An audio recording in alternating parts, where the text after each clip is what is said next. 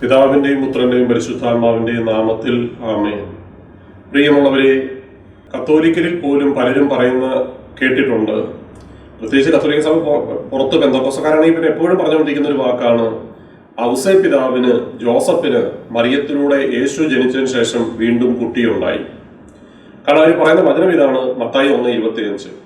പുത്രനെ പ്രസവിക്കുന്നത് വരെ അവൻ അവളെ അറിഞ്ഞില്ല, അപ്പൊ അതിനുശേഷം അറിഞ്ഞു എന്നാണ്. നമ്മളെപ്പോഴും മനസ്സിലാക്കേണ്ട ഒരു കാര്യം, പരിശുദ്ധ കന്യകാമറിയത്തെ ഔസേ പിതാവ് എങ്ങനെ കണ്ടു എന്നുള്ളതൊന്ന് നമ്മൾ ധ്യാനിക്കുന്നത് നല്ലതാണ്. മത്തായിയുടെ സുവിശേഷം 1-ാം അധ്യായം 20-21 തിരുവചനത്തില് മനസ്സമ്മതം കഴിഞ്ഞിരിക്കുന്ന മറിയത്തിന്റെ അടുക്കൽ ഗബ്രിയേൽ ദൂതൻ വന്ന് ലൂക്ക 1:28 മംഗളവാർത്ത അറിയിക്കുമ്പോൾ നമ്മൾ മനസ്സിലാക്കണം, ഈ ഗർഭം ധരിച്ചിരിക്കുന്ന മറിയത്തെ ഔസേ പിതാവ് അറിയാതെയാണ് മറിയം ഗർഭം ധരിച്ചിരിക്കുന്നത്. എന്നാൽ ഗബ്രിയേല് ഈ ഔസേ പിതാവിനെടുക്കുക ഇങ്ങനെ ഒരു കാര്യം അറിയിച്ചിട്ടുമില്ല. നിന്റെ ഭാര്യ മറിയത്തിനെടുക്കാൻ ഞാൻ പോയിട്ട് ഇന്ന പോലെ കാര്യം പറഞ്ഞിട്ടുണ്ടോ, ഗർഭം ധരിച്ചിട്ടൊന്നും ഗബ്രിയേല് പറയുന്നുമില്ല. ശരിക്കും സത്യം പറഞ്ഞാല് നമുക്ക് ഒരു രീതി ചിന്തിച്ച് നോക്കാം, ഗബ്രിയേൽ ശരിക്കും ഒരു കുടുംബം കലക്കിയാണോ എന്ന് പോലും നമുക്ക് ചിലപ്പോൾ ചിന്തിക്കുന്നത്. തമാശയായിട്ട് പറയുന്നത് കേട്ടോ, കുടുംബം കലക്കിയൊന്നും അല്ല, നമുക്ക് അതിന്റെ ദൈവ പദ്ധതി അങ്ങനെയാണ്. കാരണം ഗബ്രിയേലോട് ദൈവം പറഞ്ഞിട്ടില്ല പോയി പറയാൻ. അപ്പൊ അതുകൊണ്ട് ഔസേ പിതാവ് ഇത് അറിഞ്ഞിട്ടില്ല. അതുകൊണ്ടാണ് ഔസേ പിതാവ് മറിയം ഗർഭവതിയാണെന്ന് അറിഞ്ഞപ്പോൾ മറിയത്തെ രഹസ്യത്തിൽ ഉപേക്ഷിക്കാനായിട്ട് ഔസേ പിതാവ് തയ്യാറാകുന്നു. പ്രിയമുള്ളവരെ, എന്നാൽ മത്തായിയുടെ സുവിശേഷം 1-ാം അധ്യായം അതിന്റെ 20-21 തിരുവചനത്തിൽ ഗബ്രിയേൽ ദൂതൻ ഔസേ പിതാവ് ഈ രഹസ്യത്തിൽ ഉപേക്ഷിക്കാൻ തീരുമാനിച്ച് ചെറിയൊരു ഉറക്കത്തിലായിരിക്കുന്ന സമയത്ത് ഔസേ പിതാവിന് സ്വപ്നത്തിലൂടെ ഒരു കാര്യം പറയുകയാണ്. ആ പറയുന്ന വചനം നിങ്ങൾ ശ്രദ്ധിച്ചോളൂ, 20-21 വചനമാണ്. ജോസഫ്, നീ മറിയത്തെ ഭാര്യയായി സ്വീകരിക്കാൻ ശങ്കിക്കേണ്ട, അവൾ ഗർഭം ധരിച്ചിരിക്കുന്നത് പരിശുദ്ധാത്മാവിലൂടെയാണ്. എന്ന് വെച്ചാൽ ഔസേ പിതാവ്, പ്രിയമുള്ളവരെ, നീതിമാനാണെന്ന് മനസ്സിലാക്കണം. അമലോത്ഭവമല്ല, നീതിമാനാണ്. നീതിമാൻ എന്ന് പറഞ്ഞാൽ പഴയ നിയമത്തിൽ 613 നിയമങ്ങളുണ്ട്. ഈ 613 നിയമങ്ങളും വള്ളി പുള്ളി തെറ്റാതെ ജീവിക്കുന്നവരുടെ പേരാണ് നീതിമാന്മാർ എന്ന് പറയുന്നത്. അബ്രാഹം, നോഹ, ജോബ്, ഔസേ പിതാവ്, ഇങ്ങനെയുള്ളവരൊക്കെ. അപ്പം ഔസേ പിതാവ് ഈ വള്ളി പുള്ളി തെറ്റാതെ നിയമം പാലിക്കുക എന്ന് പറഞ്ഞാൽ, യഹൂദ നിയമപ്രകാരം ഒരു സ്ത്രീ ഗർഭവതി ആയി കഴിഞ്ഞാൽ, പ്രത്യേകിച്ച് ഭർത്താവിന്റെ അറിവില്ലാതെ ഗർഭിണിയായി കഴിഞ്ഞാൽ കല്ലെറിഞ്ഞു കൊല്ലാൻ വിട്ടുകൊടുക്കണം. നിയമത്തിന് മുമ്പിൽ കൊണ്ടുവരണം, അങ്ങനെ കല്ലെറിഞ്ഞു കൊല്ലും. അതാണ് ശരിയായ രീതിയിലുള്ള നിയമം, അതനുസരിക്കണം. അപ്പൊ അതുകൊണ്ട് ജോസഫ് നീതിമാനാണ്. അപ്പൊ അതുകൊണ്ട് നമ്മൾ മനസ്സിലാക്കേണ്ട ഒരു കാര്യം, ജോസഫിന്റെ അറിവോടുകൂടി അല്ല ഈ ഗർഭം ധരിച്ചിരിക്കുന്നത്. നമുക്കറിയാം, മത്തായി 1-ാം അധ്യായം 35-ാം തിരുവചനത്തിൽ മറിയത്തോട് പറയുന്നുണ്ട്, നിന്റെ മേൽ പരിശുദ്ധാത്മാവ് വരും, അത്യുന്നതന്റെ ശക്തി നിന്റെ മേൽ ആവസിക്കും. അങ്ങനെ പരിശുദ്ധാത്മാവിലൂടെയാണ് ഗർഭവതിയാണെന്ന് നമുക്കറിയാം. ഔസേ പിതാവിനോട് ഇത് പറയുമ്പോൾ ഔസേ പിതാവിന്റെ മനസ്സിലോട്ട് വരുന്ന ചിന്ത എന്താണെന്നറിയോ? യേശയ്യ 7:14 ഔസേ പിതാവിന് നന്നായിട്ട് അറിയാം. പഴയ നിയമം അരച്ചു കലക്കി കുടിച്ചിരിക്കുന്ന വ്യക്തിയാണ്. കാരണം പ്രിയമുള്ളവർ, ഈ ഔസേ പിതാവിനോടൊക്കെ ഇത് പറയുമ്പോൾ ഔസേ പിതാവ് ചിന്തിക്കുവാണ്, എനിക്ക് ഭാര്യയാണെന്നും പറഞ്ഞ് ഏൽപ്പിച്ചു തന്ന ഈ പെൺകുട്ടി, ദൈവമേ, നീ എന്നോട് എന്താണ് ഈ ചെയ്തത്? നീ എനിക്ക് ഭാര്യയാണെന്ന് പറഞ്ഞ് സ്വന്തമായിട്ട് ഏൽപ്പിച്ചെന്ന ഈ പെൺകുട്ടിയുടെ ഉദരത്തിൽ ഇപ്പൊ ഇരിക്കുന്ന ആരാ? ദൈവമാണ്. കാരണം യേശയ്യ 7:14 എഴുതുന്നുണ്ട്, യുവതി ഗർഭം ധരിച്ചൊരു പുത്രനെ പ്രസവിക്കും, ദൈവം നമ്മോടുകൂടെ എന്നർത്ഥമുള്ള ഇമ്മാനുവൽ എന്ന് വിളിക്കപ്പെടും. ഈ ഇമ്മാനുവലാകുന്ന യേശു, മനുഷ്യവർഗത്തെ രക്ഷിക്കാനിരിക്കുന്ന ദൈവം, അബ്രാഹത്തിന്റെയും ഇസ്ഹാക്കിന്റെയും യാക്കോബിന്റെയും ഏലിയാടെയും ഏലീശാടെയും ഒക്കെ ദൈവം, ഔസേ പിതാവിന്റെയും ദൈവം. ഔസേ പിതാവ് നീതിമാനാണെങ്കിൽ പോലും അമലോത്ഭവം അല്ല. അപ്പം ഈ പർദീസ തുറക്കണം, സ്വർഗം തുറക്കപ്പെടണം എന്നുണ്ടെങ്കിൽ ക്രിസ്തു മരിക്കണം. ഈ ക്രിസ്തുവാണ് മറിയത്തിന്റെ ഉദരത്തിയിരിക്കുന്നത്. അപ്പൊ ഔസേ പിതാവ് എങ്ങനെയാണ് കാണുന്നത് മറിയത്തെ? എന്റെ ദൈവത്തിന്റെ അമ്മ. ഇതാണ് എലിസബത്തും പറഞ്ഞത് ലൂക്ക 1:43, എന്റെ കർത്താവിന്റെ അമ്മ എന്റെ അടുക്കൽ അവരാണ് ഭാഗ്യം, എനിക്ക് എവിടെ നിന്ന്. ഇത് ഔസേ പിതാവ് പറഞ്ഞിട്ടില്ല. കാരണം ഔസേ പിതാവ് ഇത് മാത്രമല്ല, ബൈബിളിൽ ഒരു വാക്ക് പോലും മിണ്ടിയിട്ടില്ല. യേശുവിനോടൊപ്പം 30 വയസ്സ് വരെ ജീവിച്ച വ്യക്തി, ഒരക്ഷരം പോലും ബൈബിളിൽ മിണ്ടാത്തൊരു മനുഷ്യനുണ്ടെങ്കിൽ അത് ഔസേ പിതാവാണ്. പിശാച് സംസാരിച്ചതും വേശ്യയായ വ്യക്തികളൊക്കെ സംസാരിച്ചവരും കൊടുംപാവികളും യേശുവിനെ ഒറ്റപ്പെടുത്ത യൂദാസൊക്കെ സംസാരിച്ച ബൈബിളിലുണ്ട്. എന്നാൽ ഔസേ പിതാവ് ഒരു വാക്കുപോലും സംസാരിച്ചിട്ടില്ല. പ്രിയമുള്ളവരെ, അത് ബൈബിളിൽ എവിടെയും കാണുന്നില്ല. അപ്പം അങ്ങനെ ഒരു വ്യക്തിയുടെ അടുക്കൽ വന്ന് ഈ ഗബ്രിയേൽ ദൂതൻ വന്ന് പറയുമ്പോൾ ഔസേ പിതാവ് ചിന്തിക്കുന്നത് ഇങ്ങനെയാണ്, എന്നെയൊക്കെ രക്ഷിക്കാനിരിക്കുന്ന, മനുഷ്യവർഗം മുഴുവനെയും രക്ഷിക്കാനിരിക്കുന്ന രക്ഷകനാണല്ലോ എന്റെ ഭാര്യയായ മറിയത്തിന്റെ ഉദരത്തിൽ. പ്രിയമുള്ളവരെ, നമ്മൾ ഒരു അരുളിക്കായി യേശുവിനെ എഴുന്നള്ളിച്ച് വെച്ച് കഴിയുമ്പോൾ, അല്ലെങ്കിൽ ഒരു വൈദികൻ ഒരു സക്രാരിയുടെ മുമ്പിൽ നിൽക്കുന്നത് എങ്ങനെയാണോ അതുപോലെയാണ് ഔസേ പിതാവ് മറിയത്തിന്റെ മുമ്പിൽ നിൽക്കുന്നത്. നമ്മൾ കാണുന്ന പോലെ ഒരു ഭർത്താവ്, സാധാരണ ഭൂമിയിലെ ഒരു ഭർത്താവ് ഒരു ഭാര്യയെ കാണുന്നത് പോലെയല്ല ഔസേ പിതാവ് കണ്ടത്. കാരണം ഔസേ പിതാവിനെയും രക്ഷിക്കാനിരിക്കുന്ന രക്ഷകനാണ് എൻ്റെ ഭാര്യയുടെ ഉദരത്തിയിരിക്കുന്നത്. മറിയം ഔസേപ്പിതാവിന്റെ ഭാര്യ തന്നെ, ഒരു സംശയമില്ല, അതിൽ യാതൊരു മാറ്റമില്ല. ഈ അമലോത്ഭവമായ മറിയത്തെ ഔസേപ്പിതാവിന് വിവാഹം കഴിപ്പിച്ച് കൊടുത്തിരിക്കുന്നതാണ്. അതുകൊണ്ടാണ് സ്വർഗം തന്നെ പറയുന്നത്, ഗബ്രിയേലിനോട് വ്യക്തമായി പറഞ്ഞു കൊടുക്കുവാണ്. മത്തായി സുവിശേഷം 1-ാം അധ്യായം 20-21 ജോസഫെ, നീ മറിയത്തെ ഭാര്യയായി സ്വീകരിക്കാൻ ശങ്കിക്കേണ്ട, കാരണം ഭാര്യ തന്നെയാണെന്ന്. കാരണം കുഞ്ഞിനെയാണല്ലോ പ്രശ്നം, കുഞ്ഞ് ഗർഭിണിയായതുകൊണ്ടാണല്ലോ ഉപേക്ഷിക്കാൻ തയ്യാറാകുന്നത്. അത് പരിശുദ്ധാത്മാവിലൂടെയാണെന്ന് വ്യക്തമായി പറഞ്ഞു കൊടുക്കുകയാണ്. അപ്പോഴത്തേന് ഔസേപ്പിതാവിന്റെ കണ്ണു തുറക്കപ്പെടുകയാണ്.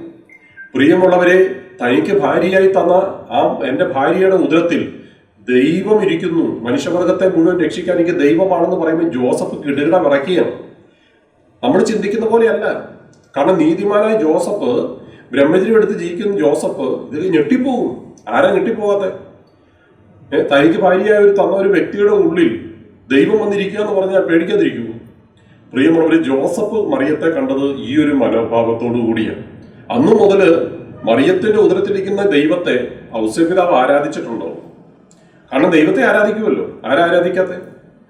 പൂജരാജാക്കന്മാർ പോലും യേശു ജനിച്ചു കഴിഞ്ഞപ്പോൾ പൊന്നും നിറയും കുന്തിരിക്കാൻ കൊണ്ടുപോയി കാൽക്കെ കൊണ്ടുവച്ച് അവരെ ആരാധിച്ചില്ലേ? അതുപോലെ ഇപ്പൊ സാത്താൻ പോലും അല്ല, മത്തായി 4-ലും ലൂക്ക 4-ലും യേശുവിനോട് പോലും സാത്താൻ എന്താ പറയുന്നത്? നീ എന്നെ കുമ്പിട്ട് ആരാധിച്ചാൽ മതി, കാണുന്ന മുഴുവൻ തരാം. സാത്താൻ പോലും ആരാധന ആഗ്രഹിക്കുക. അപ്പൊ ഔസേപ്പിതാവ് സത്യമായിട്ടും ദൈവത്തെ എന്ത് ചെയ്തിട്ടുണ്ട്? ആരാധിച്ചിട്ടുണ്ട്. അതുകൊണ്ട് പ്രിയമുള്ളവർ, നമ്മൾ മനസ്സിലാക്കേണ്ട ഒരു കാര്യം, ഔസേപ്പിതാവിന് വീണ്ടും കുട്ടി ഉണ്ടായി എന്നുള്ളത് അറിവില്ലായ്മയാണ്, വചനത്തിന്റെ ആഴങ്ങളിലോട്ട് കടന്നു പോകാത്തത് കൊണ്ടും ഈ ഗബ്രിയേൽ ദൂതന്റെ ഒരു മെസ്സേജോ അല്ല പരിശുദ്ധാത്മാവിന്റെ നിറവ് എലിസബത്തിനുണ്ടായതുപോലെ ഒന്നും ഇല്ലാത്തത് കൊണ്ടാണ് നമ്മൾ ഈ ഔസേപ്പിതാവിനെ സാധാരണ ഒരു മരപ്പണിക്കാരനായി കണ്ടുകൊണ്ടിരിക്കുന്നത്. ഇനിയും വേറെ സത്യം നമ്മൾ മനസ്സിലാക്കുക, ഔസേപ്പിതാവ് ഒരു മരപ്പണിക്കാരനല്ലായിരുന്നു. ദാവീദിന്റെ വംശത്തിൽപ്പെട്ട വ്യക്തിയായിരുന്നു ഔസേപ്പിതാവ്. ദാവീദിന്റെ വംശം എന്ന് പറഞ്ഞാൽ എല്ലാവരും ആശാരിപ്പണിക്കാരും മരപ്പണിക്കാരൊന്നുമല്ല. അവര് ദാവീദെന്ന് പറയുമ്പോൾ രാജാവാണ്, രാജകുടുംബമാണ്. ആ വംശത്തിൽപ്പെട്ടയാണ് ഔസേപ്പിതാവ്. ഔസേപ്പിതാവിന്റെ അപ്പനും അമ്മയൊക്കെ മരിച്ചതിന് ശേഷം ജെറുസലേം ദേവാലയത്തിന്റെ അടുത്ത് പോയി ഒരു ചെറിയൊരു വാടകയ്ക്ക് റൂം എടുത്ത് താമസിക്കുമ്പോൾ 18-ാമത്തെ വയസ്സിലാണ് ഔസേപ്പിതാവിനോട് ഈ ദൂതൻ പറഞ്ഞിട്ട് ആശാരിപ്പണി പഠിക്കുന്നത്. അല്ലാണ്ട് അതിനു മുമ്പ് ഔസേപ്പിതാവിന് ആശാരിപ്പണി ഒന്നും അറിയത്തൊന്നുമില്ല. അപ്പൊ അവിടെ വെച്ചാണ് ഔസേപ്പിതാവ് ജോസഫോളജി ഒക്കെ എടുത്ത് വെച്ച് പഠിക്കുക. അപ്പൊ നമുക്ക് അതിനെക്കുറിച്ച് കൂടുതൽ ആഴത്തിൽ മനസ്സിലാക്കാൻ പറ്റും. അപ്പൊ അതുകൊണ്ട് പൊട്ടക്കണ്ണന്റെ മാവേലേറ് പോലെ നമ്മൾ ഏതെങ്കിലും ഒരു വചനം എടുത്തു വെച്ച് പെന്തക്കോസ്തക്കാരെ പോലെ നമ്മൾ ധ്യാനിക്കുമ്പോൾ നമ്മൾ ആകെപ്പാടെ താറുമാറാവും.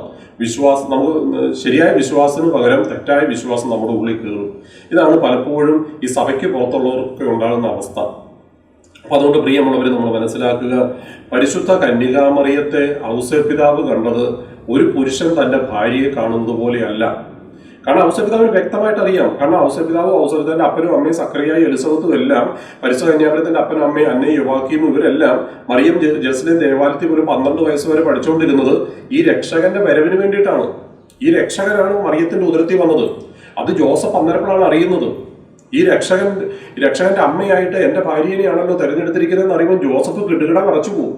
ആ നാളുകളിൽ ഔസേപ്പിതാവ് ഉറങ്ങിയിട്ടുണ്ടോ എന്ന് പോലും സംശയിക്കേണ്ടി വരും. അപ്പൊ അതുകൊണ്ട് പ്രിയമുള്ളവരെ, ഔസേപ്പിതാവ് മറിയത്തെ കണ്ടത് അല്ലെ മറിയത്തിലൂടെ വീണ്ടും കുട്ടി ഉണ്ടായി എന്നുള്ളതൊന്നും ഒരു സത്യമായ കാര്യമല്ല. ഔസേപ്പിതാവിന് വയസ്സ് 18 ഉള്ളൂ. തിരുസഭയുടെ പഠനം അങ്ങനെയാണ്.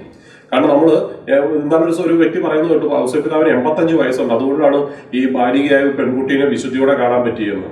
പ്രിയമുള്ളവരെ, നമുക്കറിയാം വസയിലൊക്കെ കയറുമ്പോൾ ഏറ്റവും കൂടുതൽ തോണ്ടുന്നത് വസയില കയറുമ്പോൾ മുമ്പിൽ പെൺകുട്ടികളെ തോണ്ടുന്നത് ഈ പ്രായമായവരെ. ചെറുപ്പക്കാരെ തോണ്ടുന്നില്ലെന്നല്ല, പക്ഷെ അവരെ പ്രായവും ഇതുമായിട്ട് യാതൊരു ബന്ധവുമില്ല. ഈയിടയ്ക്ക് ഒരു പത്രത്തിൽ കണ്ടായിരുന്നു, 62 വയസ്സുള്ള ഒരു അപ്പാപ്പൻ തന്റെ മകന്റെ മകളെ, ഇരട്ട കുട്ടികളെ പാലക്കാട് ജില്ലയിൽ അവർ കുഞ്ഞുങ്ങളെ ചെറുപ്പം മുതൽ ദുരുപയോഗിച്ച് അവിടെ ജയിലിൽ കിടപ്പുണ്ട്. അപ്പൊ അതുകൊണ്ട് അപ്പാപ്പനായതുകൊണ്ടോ നടക്കാൻ പറ്റാത്ത അവസ്ഥ ആയതുകൊണ്ടൊന്നും ശരീരത്തിന്റെ വികാരങ്ങളുമായിട്ട് യാതൊരു ബന്ധവുമില്ല. ഔസേപ്പിതാവ് വിശുദ്ധിയോടെ ദൈവത്തിനു വേണ്ടി, രക്ഷകന്റെ വരവിന് വേണ്ടി ജീവിതം സമർപ്പിച്ച് ബ്രഹ്മചാരിയായി ജീവിക്കുന്ന ഒരു മനുഷ്യനാണ്. അതുകൊണ്ടാണ് ഔസേപ്പിതാവ് നീതിമാൻ എന്ന് വിളിക്കുന്നത്.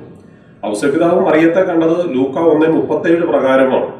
തന്റെ കന്യകയായിട്ട് തന്നെ നിലനിർത്താൻ തീരുമാനിച്ച് വിവാഹം കഴിച്ചിരിക്കുന്ന വ്യക്തിയാണ് ഔസേപ്പിതാവ്. ഇതുകൊണ്ടാണ് മറിയത്തിനടുക്ക ചെന്ന് ഗബ്രിയേൽ ദൂതൻ മംഗളവാർത്ത അറിയിക്കുമ്പോഴത്തേക്കിന് ഈ കുട്ടി ഉണ്ടാകുന്നതിനെ കുറിച്ച് പറഞ്ഞു, ഞാൻ പുരുഷനെ അറിയുന്നില്ലല്ലോ എന്ന് പറയാൻ കാരണം സക്കറിയ സംശയിച്ചപ്പം സക്കറിയായി ദൈവം ഉമ്മനാക്കി. കാരണം സക്കറിയായോട് ദൈവം പറഞ്ഞത് നിന്റെ ഭാര്യ എലിസബത്തിനോട് കുട്ടി ഉണ്ടാവുന്ന, എന്നാൽ മറിയത്തോട് പറഞ്ഞത് നിന്റെ ഭർത്താവ് ജോസഫിനോട് കുട്ടി ഉണ്ടാവുന്നല്ല, നിന്റെ മേൽ അത്യുന്നത ശക്തി കടന്നു വരും, പരിശുദ്ധാത്മാവ് നിന്റെ മേൽ വരും, അപ്പൊ അങ്ങനെ നീ ഗർഭം ധരിക്കുന്നുള്ളതാണ്. അപ്പൊ ലോക ചരിത്രത്തിൽ അങ്ങനെ സംഭവം എവിടെ ഉണ്ടായിട്ടില്ല. പ്രിയമുള്ളവരെ, അതുപോലെയാണ് ഔസേപ്പിതാവും മാതാവും ജീവിച്ചത്. നമ്മൾ ലോകത്ത് കാണുന്ന ഒരു ഭാര്യ ഭർത്താക്കന്മാരെ പോലല്ല. അപ്പൊ അതുകൊണ്ട് പ്രിയമുള്ളവരെ, വചനം നമ്മൾ ധ്യാനിക്കുമ്പോൾ ലൂക്ക 24:30-31-45 ഒക്കെ പറയുന്ന പോലെ പാപം വഴി അടയപ്പെട്ടു പോയ നമ്മുടെ കണ്ണ്, നമ്മുടെ വിശുദ്ധ ലിഖിതം ഗ്രഹിക്കാൻ തക്ക വിധം നമ്മുടെ മനസ്സിനെ, അപ്പോസ്തലർ 14-16 വരെ നമ്മുടെ ഹൃദയത്തെ, ഇതെല്ലാം ഈശോയോട് തുറന്നു തരാൻ പറയുക. അങ്ങനെ തുറന്നു കഴിയുമ്പോൾ നമുക്കിത് വായിക്കുമ്പോൾ നമുക്കെല്ലാം മനസ്സിലാവും. ഔസേപ്പിതാവ് ആരാണ്, മറിയം ആരാണ്, ഇവരെ ദൈവം എന്തിനു തെരഞ്ഞെടുത്തു, ആദവും എന്താ ചെയ്തത്, അവർ വഴി അതിന് ഓപ്പോസിറ്റായിട്ട് ഇവര് ഭൂമിയിൽ എന്താണ് ചെയ്തത്, ഈശോയും മാതാവും എന്നൊക്കെ നമുക്ക് വ്യക്തമായി മനസ്സിലാവും. ഇതെല്ലാം നമ്മൾ പാപം നമ്മളിൽ പെരുകുമ്പോൾ നമ്മുടെ അടയപ്പെട്ടു പോകും. വചനം ഗ്രഹിക്കാൻ നമ്മുടെ മനസ്സ് തുറന്നു കിട്ടത്തിൽ അടയപ്പെട്ടിരിക്കും. വിശുദ്ധ ലിഖിതം ഗ്രഹിക്കാനോ അല്ലെങ്കിൽ ഉൾക്കൊള്ളാൻ നമ്മുടെ ഹൃദയം തുറക്കത്തിൽ എല്ലാം അടയപ്പെട്ടിരിക്കും. അതുകൊണ്ട് പ്രിയമുള്ളവരെ, ഇതെല്ലാം തുറക്കുന്ന ക്രിസ്തു നമ്മുടെ ഈ ഹൃദയങ്ങളെ എല്ലാം തുറന്നു തരട്ടെ, കണ്ണുകളെ തുറക്കട്ടെ. അപ്പോൾ നമുക്ക് പരിശുദ്ധ കന്യാമറിയത്തെ സ്വർഗം കാണുന്നത് പോലെ, ദൈവം കാണുന്നത് പോലെ കാണാൻ നമുക്ക് സാധിക്കും. അപ്പോൾ നമുക്കും സ്വർഗം മറിയത്തെ കൊടുത്ത അല്ലെങ്കിൽ ഉയർത്തിയ ആ അവസ്ഥയിലേക്ക് നമുക്ക് കാണാനായിട്ട് സാത്താൻ ഇത് കാണാൻ പറ്റുന്നുണ്ട്.